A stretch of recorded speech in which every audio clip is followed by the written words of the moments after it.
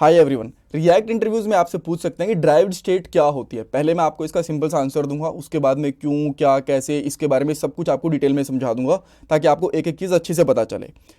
पहला आंसर ये है कि ड्राइव स्टेट होती क्या है कि एक वेरिएबल जिसके अंदर आप लोग किसी स्टेट की एक छोटी सी इंफॉर्मेशन स्टोर करके रखते हो, तो उस वेरिएबल को आप लोग ड्राइव्ड स्टेट कह सकते हो।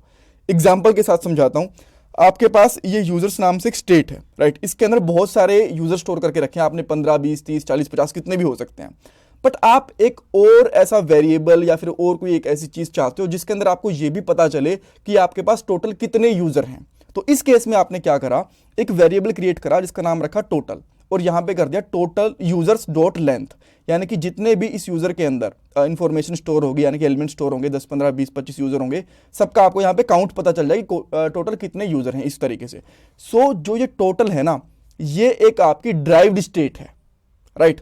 और अगर आप इसको इस तरीके से यूज करते हो, यूजर्स डॉट लेंथ इस तरीके से निकालोगे और इसको नॉर्मल यूज स्टेट करके स्टेट में स्टोर करवाओगे, तो ये आपकी प्रॉपर स्टेट बनेगी।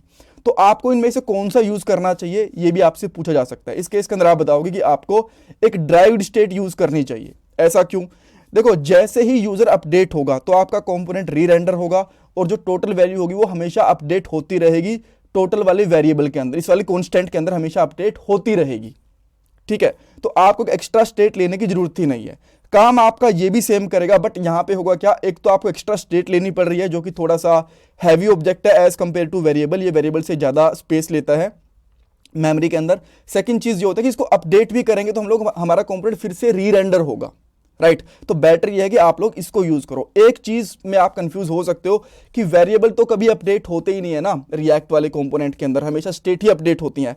लेकिन जब एक स्टेट की इंफॉर्मेशन वेरिएबल में स्टोर होती है तो आपका वेरिएबल भी अपडेट होता है हर बार, बिकॉज जैसे आपकी वेरिएबल की स्टेट अपडेट हुई, आपका कंपोनेंट री रेंडर होगा और टोटल की वैल्यू भी अपडेट हो जाएगी। ऑलराइट, तो आपको यहां पे चीज समझ में आ गई होंगी।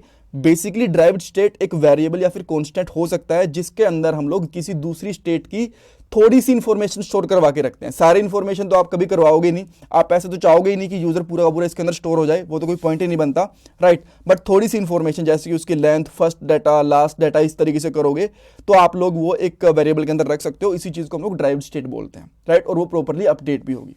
Thank you so much. अगर आपको ऐसे और इंटरव्यू क्वेश्चंस देखने हैं तो ये पूरी प्लेलिस्ट बनी हुई है, लिंक आपको डिस्क्रिप्शन बॉक्स में मिल जाएगा। और ये रिएक्ट 19 ट्यूटोरियल प्लेलिस्ट इन हिंदी ये भी देख सकते हो, ये भी आपकी बहुत हेल्प करने वाली है रिएक्ट जेएस की जॉब, प्रोजेक्ट एंड इंटरव्यूज के अंदर। Thanks everyone.